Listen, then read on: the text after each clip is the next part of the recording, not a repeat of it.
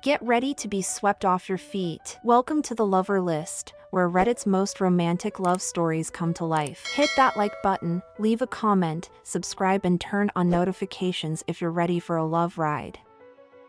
Bride wanted me to wear a maternity dress to her wedding even though I was not pregnant. So my brother, 36 male, got married a few years ago. I have never liked his fiancée, now his wife OFC, and she has never liked me. I always found her to be pretty judgmental and snobbish, and I guess she found me to be a bit hyper and emotional at times. I'm autistic, and though in recent years I've gotten better with having meltdowns, at the time this took place I had quite a few of them, especially at family events surrounding my father's family because they were quite ableist. I'm also visually impaired. My brother and his fiancée asked me to be their bridesmaid, which I happily agreed to. My brother's fiancée, for the sake of ease I'll call her B, asked me to look for dresses on the internet. She wanted dresses that were a blush pink color. I scoured the internet, but none of the dresses were what she liked. She bought a few dresses online and asked me to come over to hers to try them on, with the plan that she would send the ones that weren't right back. So of course I came. We went upstairs so I could try on the dresses, and one of the dresses had a label on that said maternity. I have never been a skinny person. Most of it is to do with my medical condition, however I don't always eat as healthy as I should. I asked B why she had bought a maternity dress and she just shrugged it off and just said just try it and let's see. Wouldn't you know, she liked the maternity dress best of all. I was a bit upset because I've always been a bit insecure over my weight and didn't want to wear a maternity dress. She said it would be okay, and made me go and show my brother downstairs who said he liked it. B said she would send the others back and that they would definitely be going with the maternity dress. I tried to put it behind me, even though I didn't feel comfortable in the dress.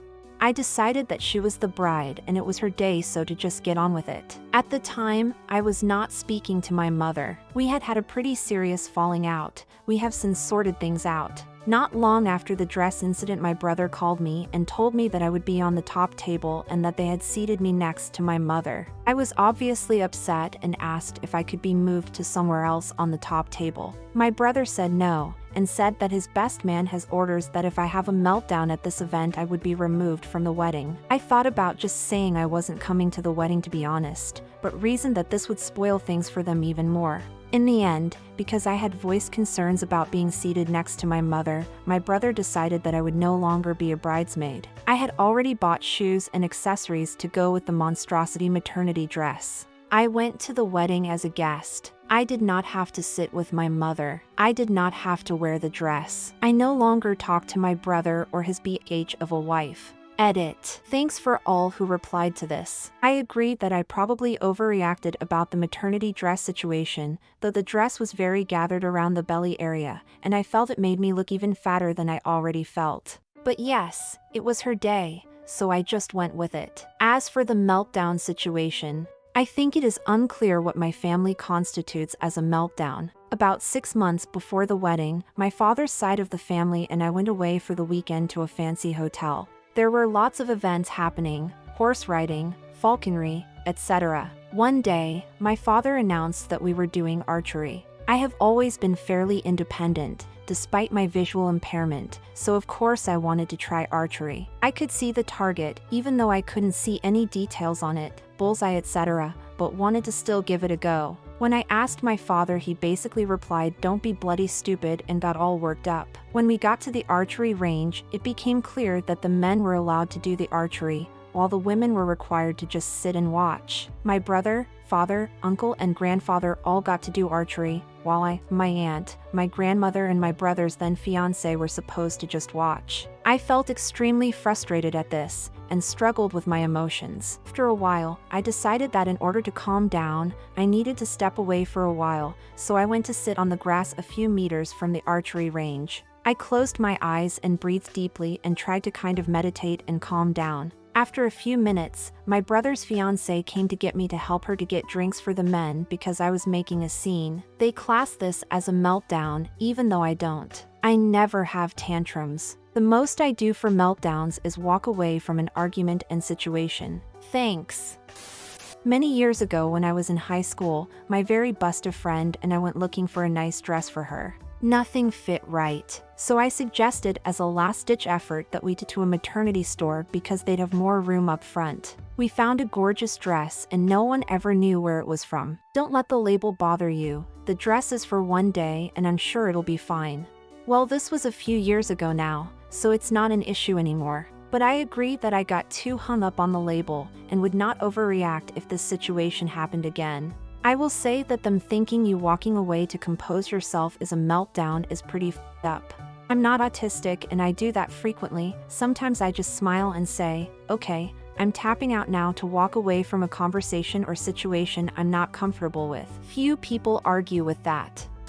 So, not taking away from the bigger issues here, you're still hanging on to how this made you feel. Try not to read too much into the maternity label. It usually just means it's maternity friendly because it cinches at the ribs that flares out. I recently let my bridesmaids pick their dresses for my wedding this past December and 2 of the 3 chose maternity gowns despite not being pregnant and being skinnier than I am. All that being said, try not to let that label get to you. Maternity dresses usually are just cut to be flattering on a variety of sizes and shapes and are usually still beautiful. My old work pants were maternity pants. I could eat so much in those f***ers, they were my favorite pants. There are a lot of missing reasons here. I am disappointed. Yeah, I have a feeling that OP is the real problem. Okay, dress thing aside for a minute, I can't be the only one that sees an issue with how she's acting. And I'm referring to OP, right? I am quite shocked by the comments. OP tried very hard to just glaze over her tantrums, but given the little info she has given, my money would be on OP being the problem here and the common denominator of why she has bad relationships with most of her family. This is one of those times I really wish we could hear the other side of the story. I'm also overweight and some of my clothes are from the maternity section. A label is just a label. If the piece suits you well and is flattering, that's all what matters. Letting a small piece of fabric dictate your emotions is absurd. Aside from that, there's a ton of information missing, but it sounds like your attitude is being a problem.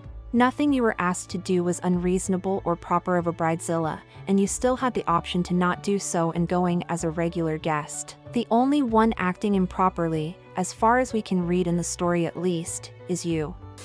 Honestly, don't think what the bride did was bad. She made you a bridesmaid, helped you when you were struggling to get a dress, got multiple options and one of them was maternity. She got you to try them on and went with the one that looked best and got your brother to try and encourage you, then put you on the top table and are surprised they had a plan in case you had a meltdown that were regular. Damn, OP is entitled AF. Were you there to see how the dress fit? For all you know, it emphasized everything that makes OP upset, so it looks bad on her, which just may be the whole reason FSIL picked it. The only comment on it pre-edit, which is when I saw it, was that one was the best out of the lot, and this is after the op had time to get her own dress sorted. Surely at 36 OP knows what triggers them and how to avoid it. Autistic people are triggered often due to socializing with others. If all autistic people completely avoided our triggers, we would be hermits. We would also be less capable of dealing with those triggers the less we are exposed to them. Obviously not. Sounds like OP has been using their neurodivergence as an excuse to ruin family events and everyone is sick of it. I know it isn't an AITA post, but YTA. She is accommodating you really well, and it's not your bothers or his fiance's problem you don't get along with your mom. Remember, it's only one night, or ask to not be seated at the head next time. It's his mom too. When I was 17 and rather thin, I tried on a maternity dress by accident when I was shopping with my aunt. We both loved it and she purchased it for me. It was red and flowy and looked amazing with my beige heels. Maternity is just a fit and size. If you wear a size 14, would you be angry if someone asked you to wear a dress size 16 that fit and looked good? I feel like visual impairment and archery simply do not go together. Too dangerous. And if OP was left out, everyone knew it would cause an issue, so hoped keeping others out would soften the blow. It's not like that at all. My father's side of the family are very old-fashioned. After dinner, the women go into another room and talk about weddings and babies, etc., and the men drink whiskey and talk about business, etc. They think women are too fragile to do interesting things. But my mom is like me. She does DIY and goes cliff diving and abseiling, etc. Why should being a woman stop me from having fun? I think this situation is very difficult to make a judgment. We will need to hear both sides to make a fair judgment. Many times I lose patience with people who are having a meltdown. I use an apostrophe as meltdown is often used when it's really a tantrum because they can't get their own way, as it's obvious they're trying to manipulate people. I've been called a snob because I have boundaries and certain standards. OP may have genuine meltdowns and her SIL may be an unpleasant snob, but we will never know. Wow, this is actually so aggravating, and I'm glad you distanced yourself from these people. Both my siblings are autistic and I wouldn't dream of telling them they're making a scene or whatever rubbish. My brother in particular struggles with social gatherings, but no one forces him to go anywhere. It's on his terms whether he goes or not. Often he chooses to stay home as he's very shy. But when he does go, it's pretty peaceful, and if he wants alone time, he just slips off to a quiet corner. My family are pretty aware of it apart from one nasty cousin who we don't let near him. She's very condescending. Some people just refuse to see any other perspective but their own ignorant one, so best off just keeping away from those people. I do stay away from them now, and am much happier for it. I am glad you have a much more accepting family. So, from your description of what they call a meltdown, the best man was supposed to remove you when you remove yourself? Sheesh. Yes, my meltdowns actually aren't full-on tantrums or anything like that. I usually just run away anyway, lol. I sometimes go a small distance away from wherever the issue is and pace up and down or rock. It calms me down slightly, don't ask me why, but I never full-on scream or stamp. You sound like the problem here, TBH. Unless the dress came with a sash that said pregnant, who cares if it came from a maternity line? And you couldn't have sat next to your mother for a few hours, really? For the sake of the wedding, I'm glad they decided to remove you from the party. Plus I have an inkling that you didn't disclose your age here, because you are way too old to be making the excuses you are making. I'm glad you're getting better. You have no reason to call your SIL a bridezilla though.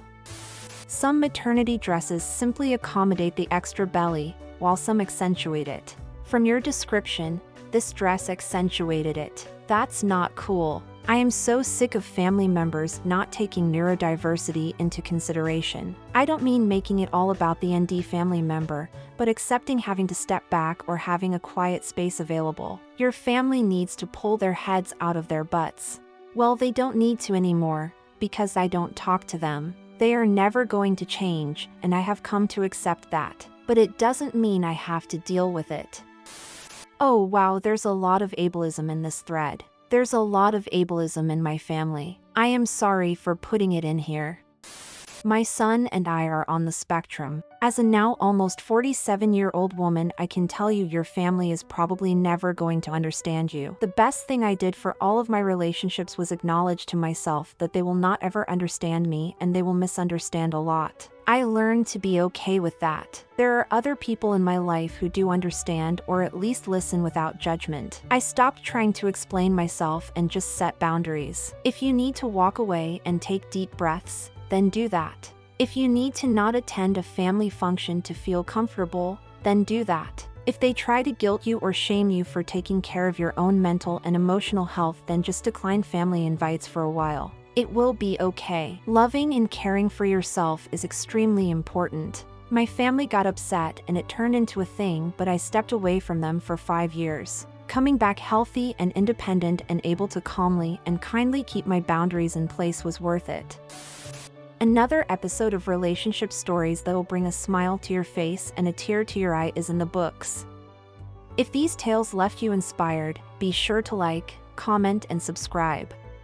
Turn on notifications so you don't miss out on any future episodes filled with tales that'll warm your heart.